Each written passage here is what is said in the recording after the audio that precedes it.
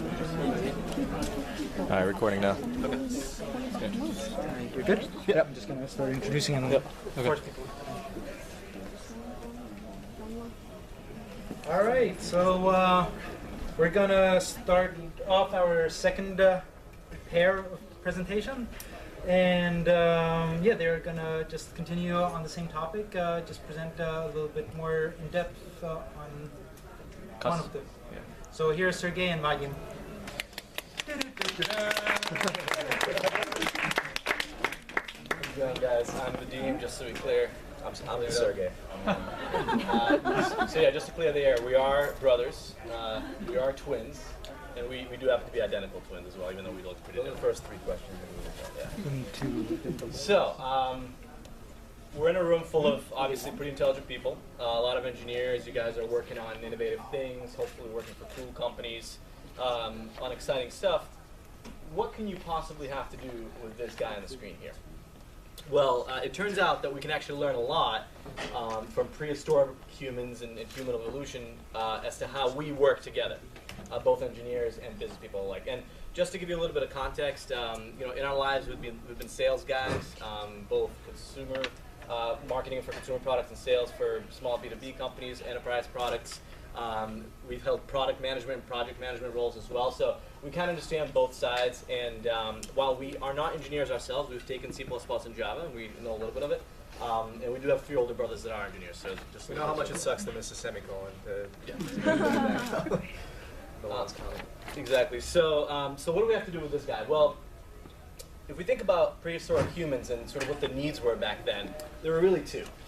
It was how am I going to get my next meal, and when am I going to get late? Not much has changed, of course, but you know, as we sort of started to evolve, really that big need of finding food was a difficult problem to solve, because a lot of times we're in the woods. There's a lot of animals out there that are trying to kill us, and sometimes the game out there is huge, and you really can't go at it alone. So humans pretty early on realized that, you know, in order to get food consistently, first of all, it makes a lot more sense to get bigger game and just to hunt all at once. But also, a lot of times you need to have a friend with you, a buddy that's helping you out. I'm not sure at what point humans hunted dinosaurs, but I think you guys get the point. Huge animal, you do need more than one person to solve this particular problem, in this case, getting food.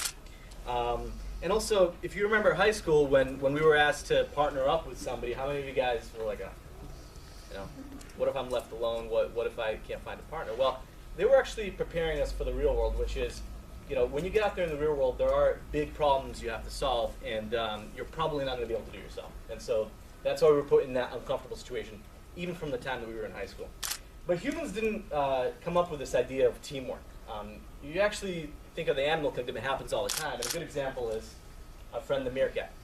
These guys look like buddies. They look like they're having a good time. Well, meerkats, they actually look out for each other all the time. As a matter of fact, while this looks like a cute family, what they're doing is they're looking out. And you notice meerkats, they always stand up. Well, they're actually keeping guard for their home and for the food and for their family. And so they take turns keeping guard for the whole family, because they know it's for the well-being of the whole family.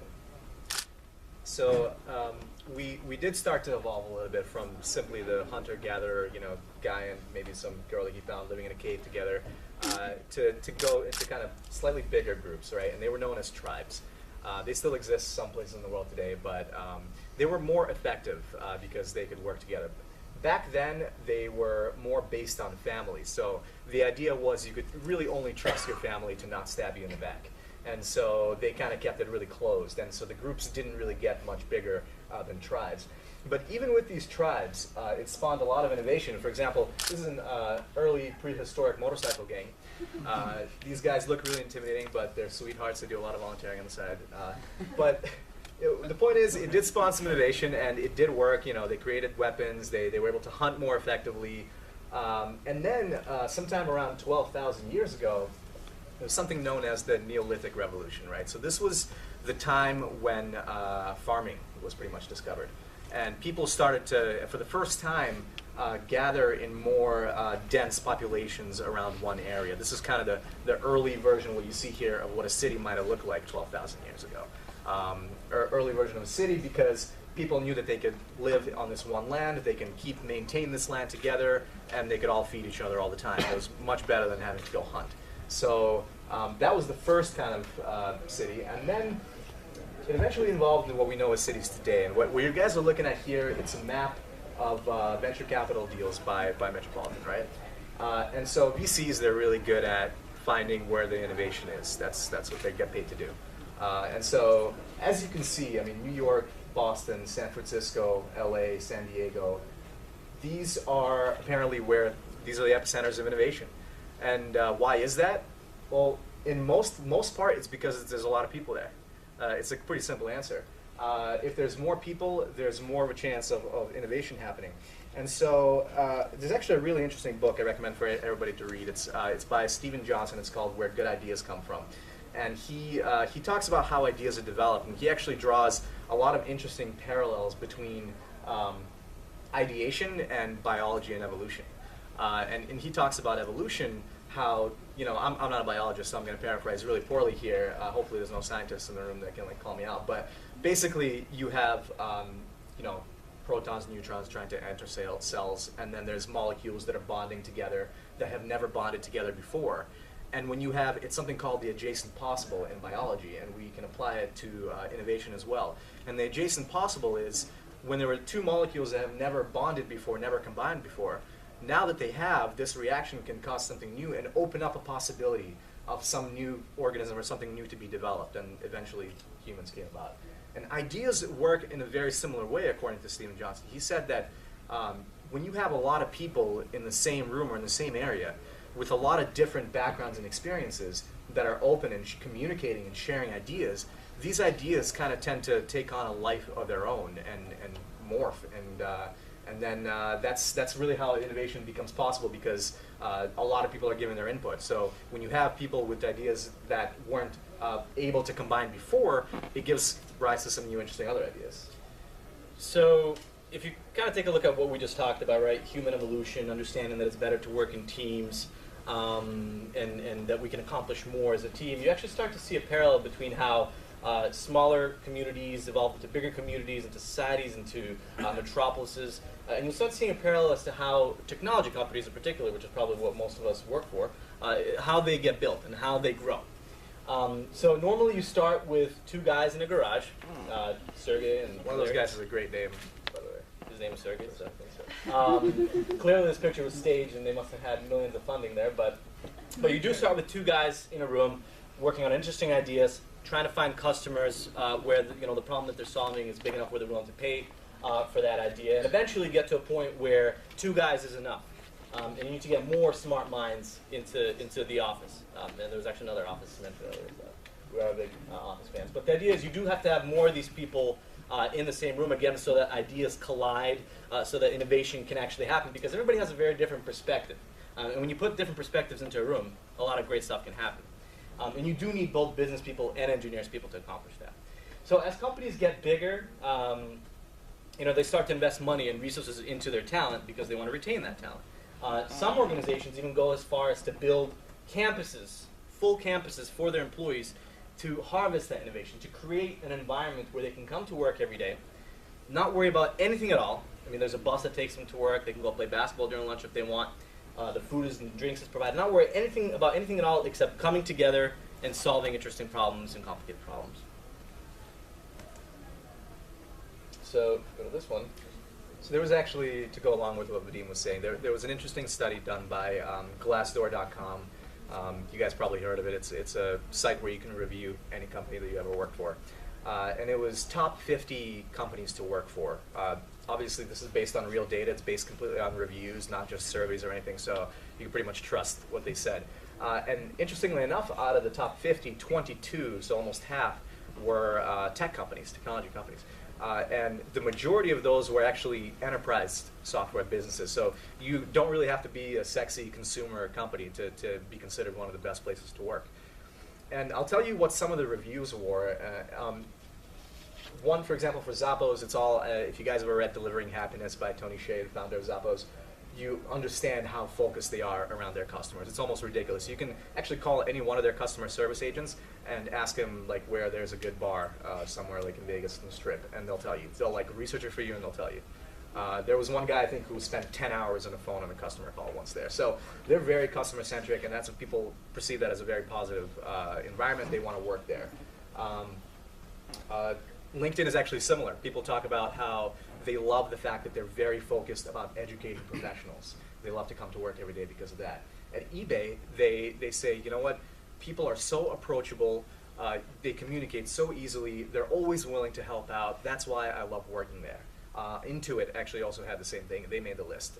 It was about communication. So you notice these two overarching ideals, overarching themes, what made these companies get into the top 50 companies to work for. It was the people being communicative, open. And a matter of fact, I really think, there's been some studies around this, I really think that the modern definition of what an employee is today, they need to fit that. They need to be open and communicative. They need to be helping everybody in the company or helping each other. They can't be closed in their own little cave. Eventually, people that are like that, I think they're going to be phased out. They need to be almost like entrepreneurs within an organization. So it's people, and then the other one is purpose, right? The customer. Why are we all here? Why are we working on this business? Why do we come into work every day? Well, it's to create a product that customers love. So these companies that people love working for, they had a very good idea of what their purpose is, because leadership made it a point to always kind of be showing people, their employees, and kind of beating it into them that this is what the purpose is, this is our mission, and this is what we're working for. And so the rest of the conversation, the presentation, we want to focus on this purpose set because we think it's really crucial. So you do start seeing that companies that really knock it out of the park in terms of being successful, they care about their people, but they're really good about defining the why. So if you I think Vadim chose this picture. It's like one of the creepiest I've ever seen. They had the actors brush their teeth for like 15 minutes straight. if you look at somebody smiling, you're going to smile too, so I want you guys to have a little bit of a smile. No, but if you think about meerkats and prehistoric humans, their needs are really easy, right? We need to get food, we need to stay alive. Us humans, we have much more complicated problems to worry about. And so that's why we need to define purpose to tackle these problems. But some of you guys are sitting here and you're probably thinking, well, I actually work for a pretty good company, and they do a good job of communicating the why and explaining to us that we're a customer-centric focus. As a matter of fact, we always tell our employees to keep the customer in mind. We always tell our employees to keep the customer in mind. Let's take a step back and pay attention to what I just said. Tell our employees. Most of you guys probably interacted with children before, right? In the past year, they have your own kids, or you have a nephew or cousin or something like that. Well, when you tell a child what to do, we'll take that example and we'll go from there. When you tell a child what to do, most of the time, the reaction is going to be something like this. Right? I don't care if she's my mother. It's nap time when I say it's nap time. I don't stop. Does everybody know Business Baby? Yeah. The name? All right. Glad we're not the only ones here. So, what if the mother took a different approach in this case? And instead of telling her child to go take a nap, she said, well, look, Bobby, it's fine. You don't have to go take a nap. You have a play date with Jimmy later today, and you're going to be way too tired to go out, so totally understandable. You just have to go to bed early. But yeah, no need to take a nap. Well, if you gave Bobby purpose, he wants to go on that play date. So he's going to run to bed just so he can wake up as fast as possible to go play with Jimmy. So if a child needs that kind of purpose to act on something, don't you think that your employees deserve that purpose when they're working on complicated problems on a daily basis? So I have a little story for you guys. I was working with a company, and I was a product manager there. And the company was actually taking on a lot of new customers. And so the developers were really busy, right? They were constantly working on the new bugs that were coming up on a daily basis, and also trying to chip away at the product roadmap because all these new customers had new requests as well. And they were pretty resistant to new projects that were put on their plate, which is understandable. I'm sure you guys have felt that before, if you're an engineer especially. And even if those projects came from the CEO, they were still resistant. And so the CEO came to me, because I'm a product manager, right? It's my job to move product initiatives along. And he came to me and he said, Vadim, the engineers either don't do what I say when I tell them, when I assign a project to them, or they work very, very slowly on it. Why is that the case? Well, I said, well, what are you asking them? Like, what's the big project you're thinking about right now? What did you ask them? He said, well, we need to redo the whole website. From an engineer's perspective, even though I'm not an engineer, I thought to myself, are you kidding me? redoing the whole website. Well, that's going to take probably several weeks of planning and design. How we're going to design the site. What pages do we have to get rid of? What pages do we add? How do we fix the hooks that are currently going into our database? And how are we going to get the data in the right place at the right time? And how is it going to affect the customer-facing side of things, right? All these things are going through my mind. It's at least a 2-month project. You guys are really busy. Do you really need to redo the whole website?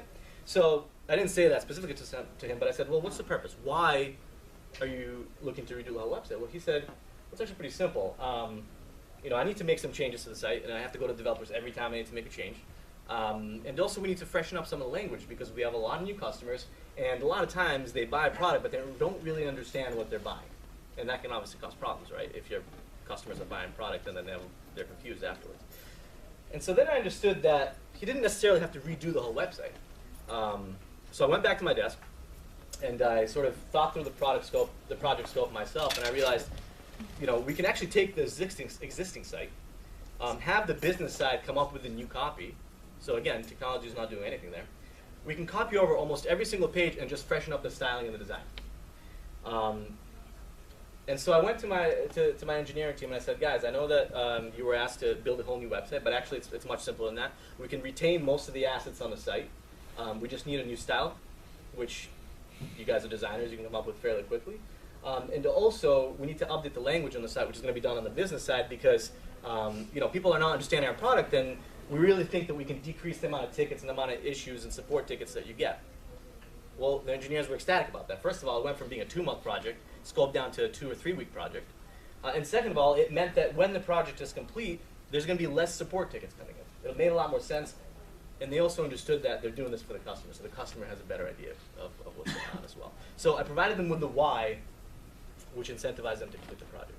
And not only did you provide them with the why, he also, probably without knowing it, got that why from the CEO, right? He asked them the question. It was a pretty simple thing to do. He wasn't trying to challenge him. He was just trying to say, what are we trying to get done? Why are we doing this? And it uncovered itself completely. So it shows how important it is.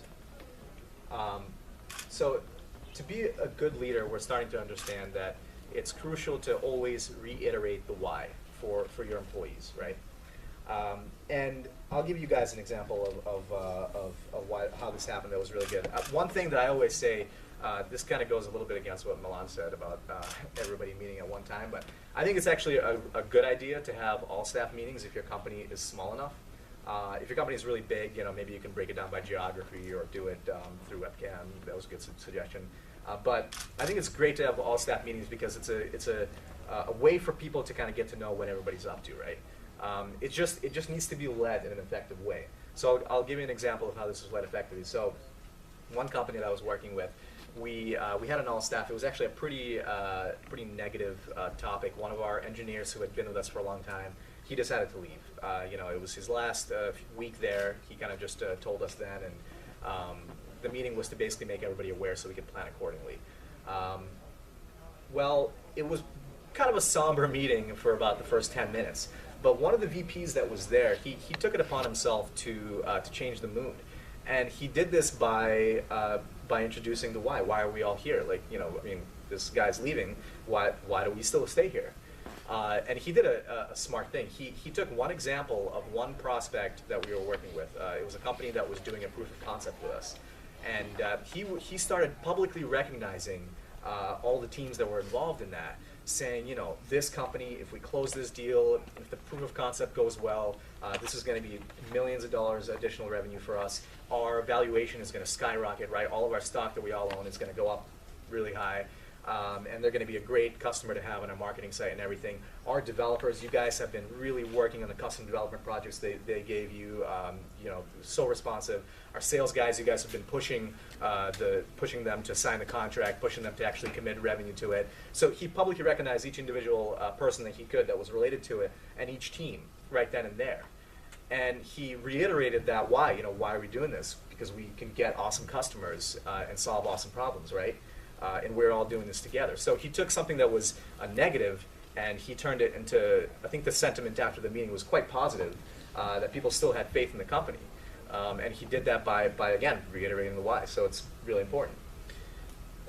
Some of you guys also might be thinking, okay, well, our organization, we set the vision, we do a pretty good job with that. We have these meetings, and I think that we are pretty clear in telling our employees that they should be customer-centric focused.